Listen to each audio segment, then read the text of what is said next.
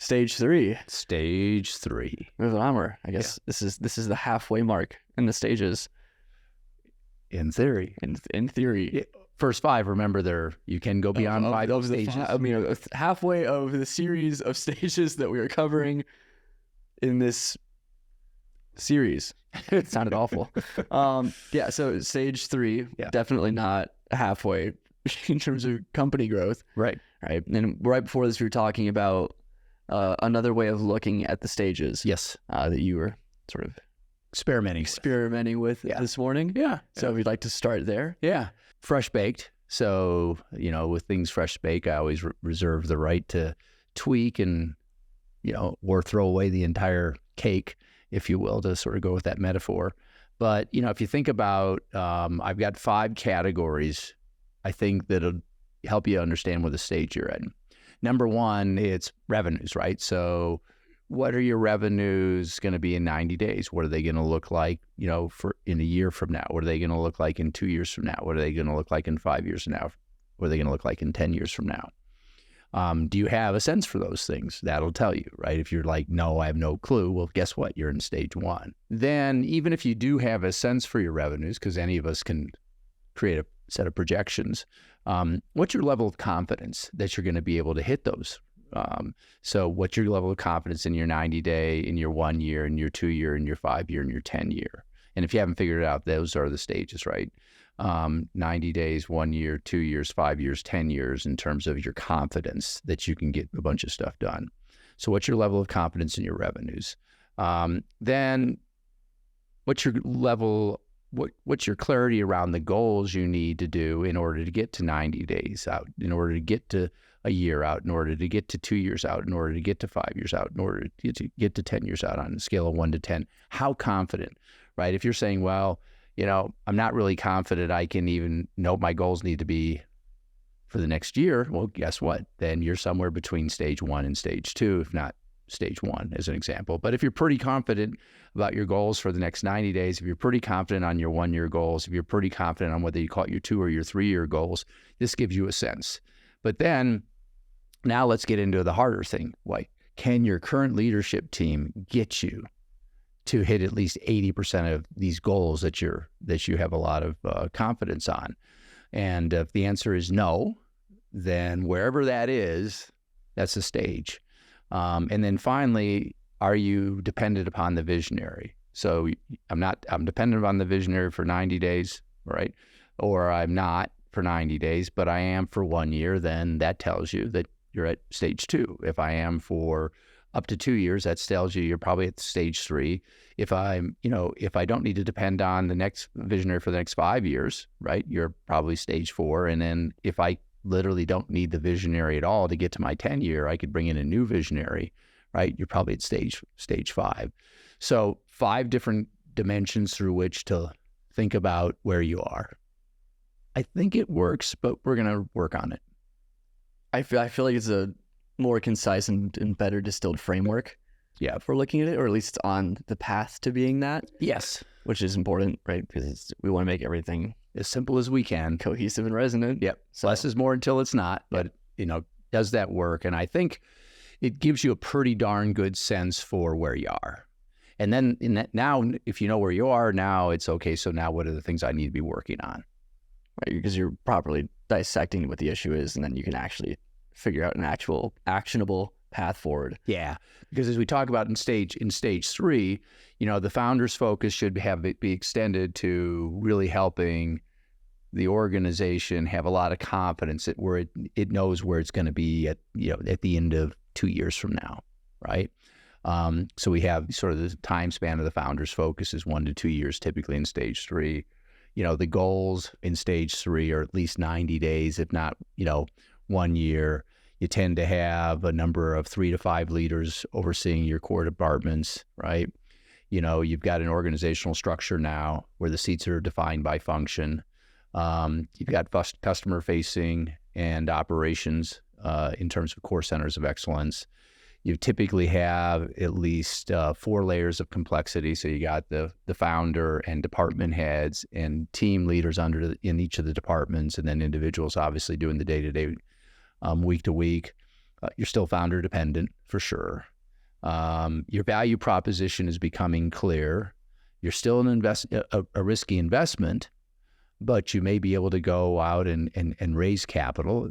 It's, risk reward. It's not going to be cheap. You're going to have to probably give up equity.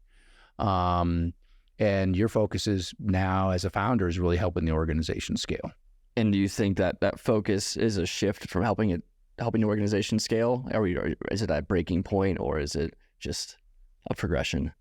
Well, if you remember in the beginning, your focus is survival, right? And then the next one is to sustain. So now that we've got product market fit, and as we talked about in prior episodes, product market fit can either be revenues or ability to raise capital, right? But one way or another, you're now got product market fit. You're now trying to continue to sustain the momentum that whatever you're doing seems to be worth continuing to invest in.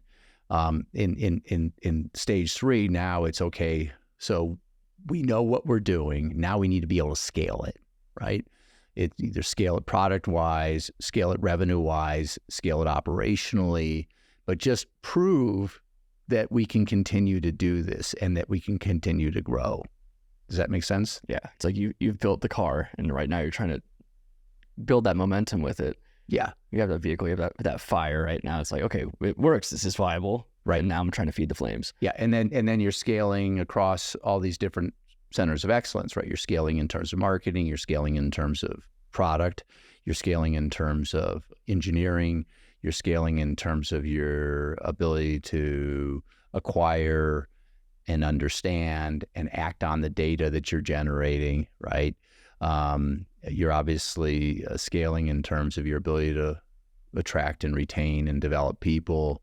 So, you just go through each of your core centers of excellence, and now are we scaling? Do we have people at the various stratums who are capable of meeting the objectives associated with their seats, given their stratum? And it's a different game in terms of complexities, because you really want to focus on or prioritize where we're scaling, where we're expanding things, and make sure that something doesn't just completely go out of proportion. Something that's really important, right? Yeah. So it's sometimes, you're still at the stage where product and engineering, scaling that is hypercritical. Whereas like with us, it's an interesting conversation. We weren't scaling marketing. We're still not doing a great job of scaling marketing at this point in time, right? For a whole host of reasons. But, that has not been, and we have no sales organization, so we're not scaling sales at all. And, someday we may or may not have a sales organization. Most people know I'd rather not. It's like, where is it hypercritical for you to be not just good, but be scaling and growing? Yeah.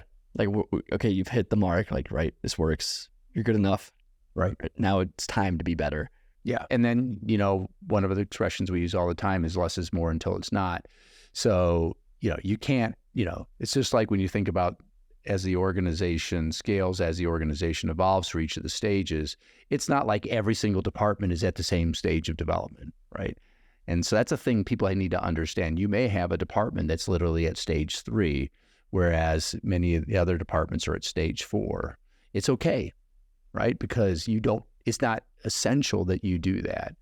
One of the frameworks, guiding principles that I always have in the back of my head is, if you look at so many living things, it's all about necessity, right? What's absolutely essential that we need to do at this moment in time.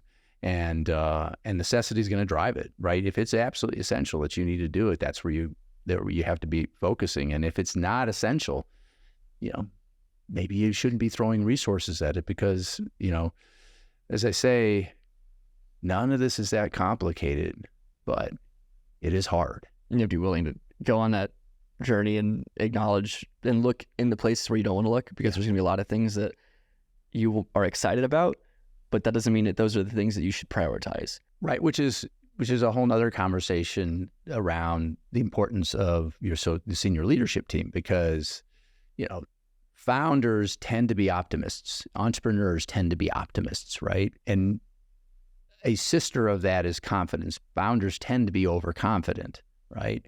And so where are we being, overconfident, and what are the implications, right? So it's like, hey, I think we can do 20 things. No, we can't do 20 things, right?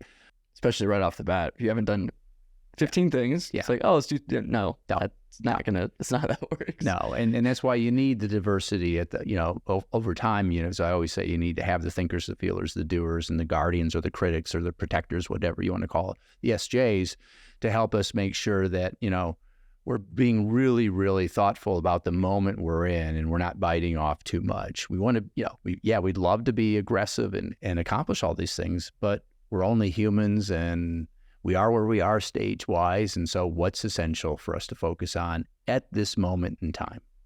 And when I say at this moment in time, I'm almost always talking about this next quarter, right? We're in a quarter, then we finish the quarter, and then we decide, okay, so now what do we need to really prioritize for this next quarter? So it's, that's one of the reasons we're called 90, right? Getting everybody marching 90 days at a time, we'd like to see people hit 90% of the things that really matter. Those are the goals we were talking about earlier. And it's just, right, just getting really super clear about what really matters. Let's hit it, move to the next quarter, get really clear what matters now, hit it, move to the next quarter. All of this being guided by, our 1 year goals, being guided by our 2 or our 3 year goals, and then ultimately being guided by, what starts off as a big picture compelling target, which could be 10 years out. But, ours is 2030. And so now, in 2020, we put a 2030 in place, and it's now 2024. And so we're still marching forward at 2030. We will, in the next year or two, revise our 2030 to, a 2035. And I was thinking just this morning about, how much confidence I have in our 2030 and how much detail is in my head versus the rest of the senior leadership team's head. And I think at our next quarterly, we're going to talk a lot. We're going to spend a lot of time talking about 2030. All right, what's the world going to look like at 2030? What do we need to look like? And now what are the implications for what we need to look like in 3 years and 2 years and 1 year? And what are we going to focus on over the next 90 days? So I'm really looking forward to our offsite for the next quarter, because 2030 feels far away, but doesn't feel that far to me. Yeah, it does to me. I mean, if you take on an exercise right now and really think about what the world's going to look like in 2030, right? If you have, a senior leadership team of 6 or 7 people, I think that's probably a really fascinating conversation, especially right now. I think so. Yeah. I also think that I am probably biased towards thinking that's a really fun conversation. Yeah. That a lot of other people probably wouldn't enjoy to the same extent. Well, I'm of the same mindset. I think it's fascinating. Well, and it gets back to, because I've been thinking a lot about this lately, it gets back to, I believe there's an extraordinarily high R squared between a visionary /founder /CEO and being optimistic. I mean, if you're not optimistic about where the world's ultimately going, then how can you lead, right? The world's going to hell in a handbasket. Let's create a 10-year vision. Well, it's either the world's getting better or it's my job to make the world better. But in either way, you believe that the world will be better. Yeah.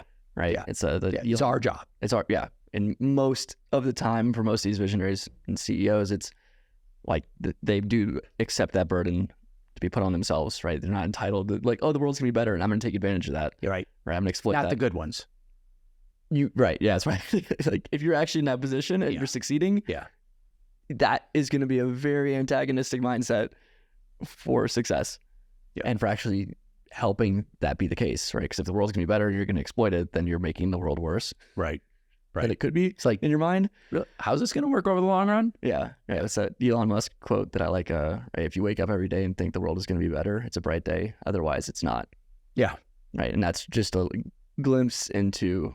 Right. And I think that kind of perspective applies there in terms of that's the kind of optimism it is. Yeah. And I think it's a lot of the times, given that you are taking on the burden as a CEO and visionary, that it's a practiced mindset. It's a discipline. Mm-hmm.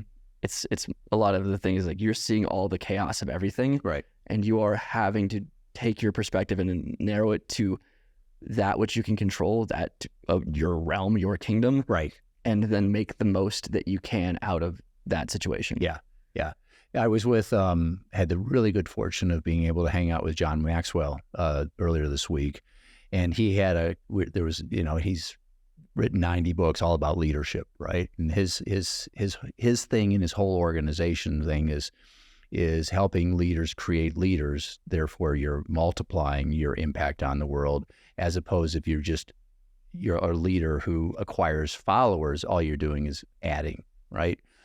People to behind you, so you're not multiplying, you're just doing addition, which is nowhere near as fun. And so someone was asking about whether or not, leaders are born or not. And he said, well, of course they are, which I thought was pretty funny. And everybody out the audience thought it was pretty funny, right? Of course they are. By definition, every one of us is born. So to point the obvious, but, one of the things he said is, and I will paraphrase it, but, great leaders know more, and they tend to know it before. So they know more about, right, where they're going and why they're doing all the things they do. And you need to convey this and help people understand it. And you need to be able to give it to them so that they're like, yes, I get it. I understand what we're doing and why we're doing it. I'm excited about that. So they've got the vision, which is they know more. And then the before is obviously if, you say, well, the world's going this way. And it's like, duh, everybody knows that, right? So you need it to be before your competition if you want to look at it through the commercial space. And if you know more and you know it before, then you're in a great position to be creating something that's providing unique and sort of ongoing value. Does that make some sense? Yeah, and I think that there's a bunch of ways to provide the value there, right? You have a unique perspective on something that is one of a kind, or it's before, or you're just willing to do the hard work that no one else is willing to do, kind of a thing, right? Yeah. And I think that's the whole point of Dirty Jobs, like Mike Rowe, that was his whole thing, which I thought was fun. Yeah. But it's like, how do you do that? And especially when it comes to knowledge work, right? You need to have a uniquely valuable position on something and be able to communicate it, right? There's all these layers that you need to master in order to do it well and do it sustainably. Because if you're just a great communicator, so you can sell some whatever pretty well for a little bit. Yeah. But especially in today's age, it's going to be hard to do that for a long time. Yeah, well, and because potentially you're just a con person, right? Exactly. You're just a great communicator without substance. But I think the concept of, let's go to Rohr's point, right? The know more is what you know more about is this is hard and lots of people aren't going to be doing this. So if we just do this well, right? Do it better and the well maybe it's just we just do this well like this, or we do this well and we continue to evolve how we do it like this, then you can continue to provide unique value, right? You can provide really good value versus anybody else in the marketplace. So I think the knowing more is not just about the nature of where the world's going, but it's about where we are as well and what the world needs more of, because people aren't doing it particularly well. And the better you can see where you are as well as where we're going, yes, right, the more favorable your chances are. Yeah, the better a leader you are. Yeah, right. Yeah. And so that, so this goes back to, once again, if you think through the stages is very much based upon the confidence the organization has in its ability to see and execute against a specific time frame, right? You get super confident that we can execute against a 10-year time frame and that we've got all the people we need. We understand the goals. We're going to hit them 90% of the time. We're all aligned, and someone else can come, and we're no longer dependent upon the visionary day-to-day, week-to-week, month-to-month, year-to-year, and it's easy to raise capital and or sell the business. Congratulations, you've built a stage 5 company. And everyone, I think there's a big misconception in the general public about you get to stage 5. Yeah. And it's just like, oh, it's easy, it's great, right? And that's the whole thing. It's like, but it took so much to get to that. And then it's also being at that level. Yeah. Right. It's so fragile. And it's a big thing when you look at like Starbucks or Amazon or whatever, right? Or Bezos and Schultz, they'll say that when you get to that point, it's easy to become hubristic, where it's like, oh, we're big. What could go wrong? Everything's fine. Yeah. And it's like, it's so easy to just slip. Well, that's what we talk about. It's an infinite game, right? Looking at where you are through the lenses of the stages of development is a forever game. 5-10 years from now, do we still feel confident that we know what the world's going to look like in 5 to 10 years from then? And do we have, right? We haven't gotten into this, and like our buddy Chris Snyder, our chief revenue officer, he's like, we need to start focusing on helping people understand when they're starting to devolve. And I'm like, look, dude, first things first. Let's focus on helping people understand how to take an idea and turn it into a stage 5 company. We'll do a whole series someday on what happens when you hit a ceiling, right? And you start to regress or, digress. And what do you need to start focusing on, right? And that's a whole nother rabbit hole we're not going to get into here in this series. Would be very interesting. It's going to be most of the same principles as growth. Yeah. Right. It's just, you're going to have to lean into someone's harder than others. Something will be broken, right? Something is gone, right? It could be, as an example, I believe it'd be interesting to do the research on this, that, I talk about how every company has a soul. A great company has a soul. It's the core values. It's their compelling why. It's their ICP. It's their compelling value proposition. My instincts are, a lot of times it's because someone has gone off the ranch in terms of one of those 4 things. That happens a lot. It could also be that, things have gotten overly complex. You have too many products and they no longer are resonating, right? Or it could be that you don't have the right people. And so so now all of a sudden back to, can our current leadership team get us to the place where we're confident it can hit 80% of our goals? It may be that the organization has evolved to the point where, you need to bring on new leaders who are more capable of executing against what's in front of you. And if something's broken in the soul, you're not going to structure your way out of that error. No, you need to decide whether or not, you're completely changing who you are, right? You're revising your soul. Yeah. Or no, we need to just get back to, who we really are at our core, which is what, Jobs did when he took over Apple again. Right, he just brought it back to its core, focused it, went from God knows how many products down to 3 or 5 right back then, got everybody on the same page, and then started marching forward again, started having success, and then all of a sudden, you can start to attract and retain even better talent, and success begets success until it doesn't. And I think this whole thing is just if you lose that, it's like, all right, and then it can just fall apart. But if you retain the soul and you do everything else horribly wrong, that's LVMH's strategy. It's like, let's find things with great souls, great histories, and that aren't being run particularly well, and they'll make it work. Yeah, right. Once again, it's not that complicated. Just hard. You need the resources and everything. Yeah, right. If you want to rescue that, right. Quickly. And part of the hard is just being really honest about what's working and what's not working, which gets back to, whether you look at a company, some some group, some country, right? Well, when you look at it, it's, I say that, at their core, there's always a culture. And if it's been around for a long time, there was a good culture, wouldn't have been around for a long time, right?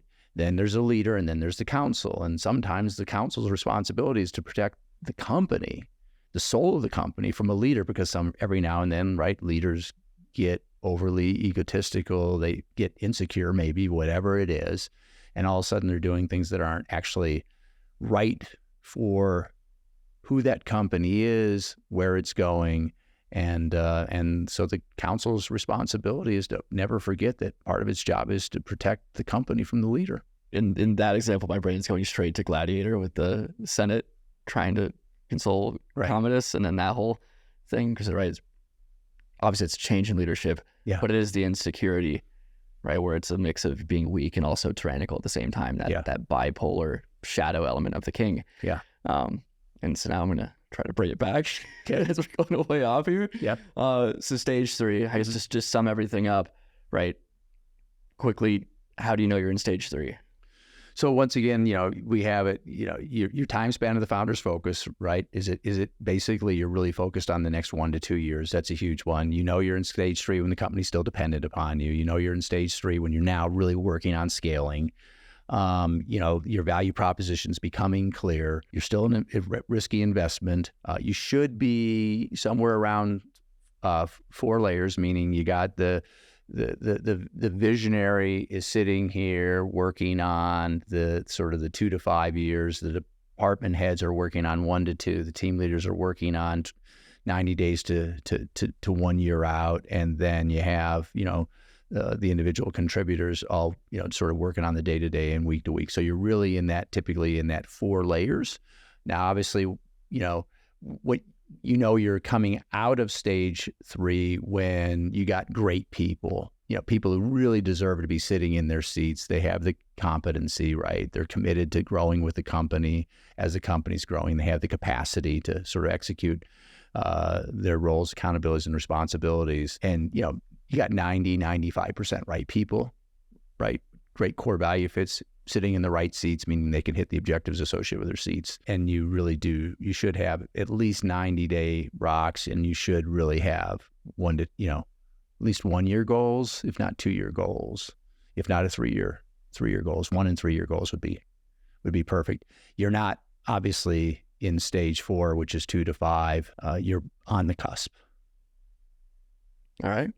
And we will link the guides and briefs in the description. Yep. So, yeah. Yep. Thank you. You're welcome.